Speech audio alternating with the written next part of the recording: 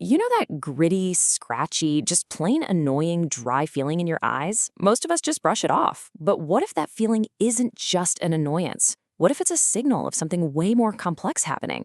Today, we're going to pull back the curtain on the medical reality of what doctors call dry eye syndrome.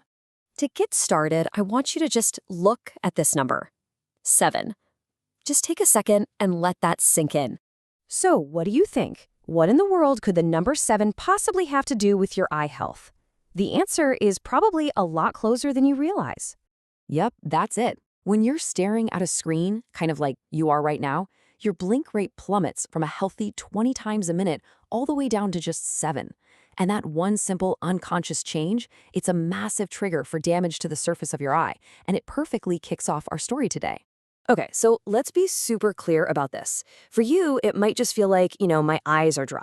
But for an eye doctor, that feeling is a symptom. It's a huge red flag pointing to a real, measurable condition happening on the surface of your eye. I love this analogy from ocular disease specialist Dr. Cecilia Ketting. She says to imagine your eye is a windshield. The dryness you feel, that's like speckles of dirt.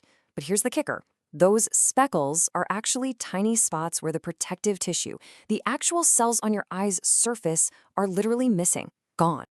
And believe it or not, this isn't just some clever metaphor. Doctors can literally see this dirty windshield. They use these special dyes that glow under a blue light, and they attach to every single one of those damaged or missing cells.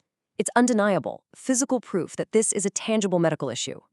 All right, and this is absolutely crucial to understand. Not all dry eye is the same. It's not just one thing.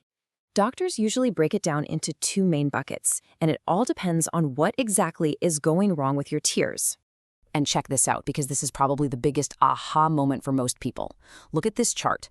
The huge majority of cases, we're talking a whopping 60%, have nothing to do with not having enough tears. The problem isn't the quantity. It's all about the quality of the tears you've already got. So here's the breakdown. On one hand, you've got aqueous deficient dry eye. That's the classic version you probably think of. Your tear glands just aren't making enough of the watery stuff. But then you have the much, much more common one, evaporative dry eye. And this is all about these tiny little oil glands in your eyelids. When they get clogged up, that protective oily layer on your tears is gone. And without it, your tears just evaporate into thin air way too fast. Okay, so if we know the what, now we can start digging into the why. What is actually causing these glands to go haywire? While the list of culprits might just surprise you, because a lot of them are things we do every single day. So for that super common oil problem, the triggers are, well, everywhere. It starts with that bad blinking habit from all our screen time, right? But then you've got things like not cleaning your eyelids properly, which lets bacteria build up. There are even these tiny mites called Demodex. Yep, they live on all of us, but they can get overgrown. Throw in skin conditions like rosacea, beauty trends like lash extensions, and even preservatives in some eye drops, and you've got a recipe for disaster.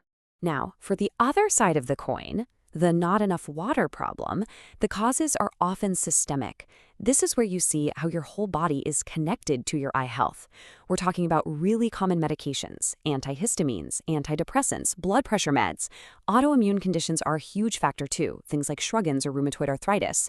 And of course, hormonal shifts, systemic diseases like diabetes, and something as simple as just not drinking enough water. It all connects. Okay, now here's where things get kind of nasty. Once dry eye gets a foothold, it can kick off this vicious cycle that just feeds on itself. The initial problem literally creates more of the same problem, getting worse and worse unless you do something to stop it. So let's break down how this spiral works. First, you get that initial surface damage, our dirty windshield. Your body, trying to help, rushes inflammatory cells to the rescue. But here's the issue. That very inflammation actually messes with your tear and oil glands even more, making them work less. And what does that lead to? Yep, even worse dryness and more surface damage. And the whole cycle just starts over again, spinning out of control. So how in the world do you break a cycle like that? Well, the good news is you can. There are some really simple, really powerful, foundational things you can start doing, like today, to get a handle on this and support your eye health. Honestly, you can think of this as the eye health version of brushing your teeth. It's just basic maintenance. Number 1. Daily lid hygiene to keep bacteria in check. Number 2, a therapeutic warm compress. And I mean therapeutic. It has to get to about 106 degrees Fahrenheit to actually melt that gunk clogging your oil glands.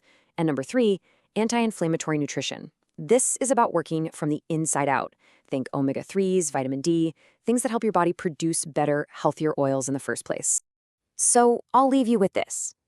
We've seen how tiny, everyday habits can lead to some pretty big problems, but we've also seen how small, simple changes can be the solution. So, what's the one change you can make starting today for the future of your eye health?